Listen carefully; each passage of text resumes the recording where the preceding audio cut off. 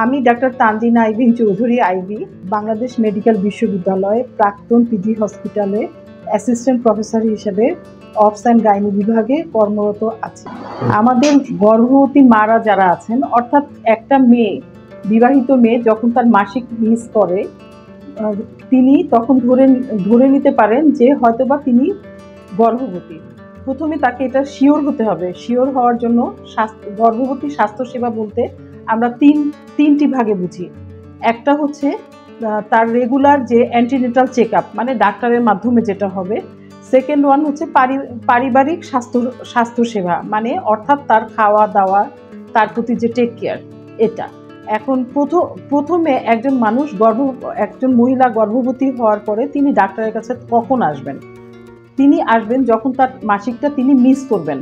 Miss করার পরে তিনি প্রথমে একবার ডাক্তারের কাছে আসবেন। সেই সময় তিনি একটা থরো চেক আপ করবেন, মানে তার কোনো প্রি এক্সিস্টিং কোনো ডিজিজ আছে কিনা, অর্থাৎ যেমন ধরেন তার রক্তশূন্যতা অথবা তার ডায়াবেটিস, হাইপোথাইরয়েডিজম, যেগুলো কমনলি আমরা আজকে দেখি, সেই সাথে তার প্রেগনেন্সিটা কনফার্ম করা। একটা হচ্ছে তার মাসিকের ডেটের মাধ্যমে কনফার্ম করা, আর সেকেন্ড ওয়ান কনফার্মেটরি হচ্ছে আল্ট্রাসাউন্ড স্ক্যান করে। আর এরপরে তিনি ডাক্তারের নির্দেশ মতো, যদি তার কোনো হাই রিস্ক ফ্যাক্টর না থাকে, তাহলে তিনি একটা গর্ভবতী মেয়ে তার গর্ভকালীন সময় অ্যাটলিস্ট 4 বার ডাক্তারের কাছে আসবেন। এরপরে তিনি 2 মাস বা 3 মাস পরে আসতে পারেন একটা চেক আপের জন্য, কারণ 3 মাসে আমাদের এক ধরনের ভিটামিন চলে, এক ধরনের চেক আপ। ঠিক 3 মাস পরেই আমরা অনেক কিছু চেঞ্জ করি এবং 20 থেকে 24 সপ্তাহের মধ্যে আরেকটা স্ক্যান করি, মানে আল্ট্রাসাউন্ড স্ক্যান। ওই সময় আমরা বাচ্চাটা ওভারঅল কেমন আছে, তার ডেভেলপমেন্ট ঠিক মতো হয়েছে কিনা এটা দেখি, এবং সেই সাথে একটা চেক আপ, অর্থাৎ তার রক্তশূন্যতা আছে কিনা, তার অন্য কোনো ডিজিজ অ্যাপেয়ার করলো কিনা, অর্থাৎ ডায়াবেটিস বা হাইপোথাইরয়েডিজম, এগুলো আরেকবার চেক করে নিই।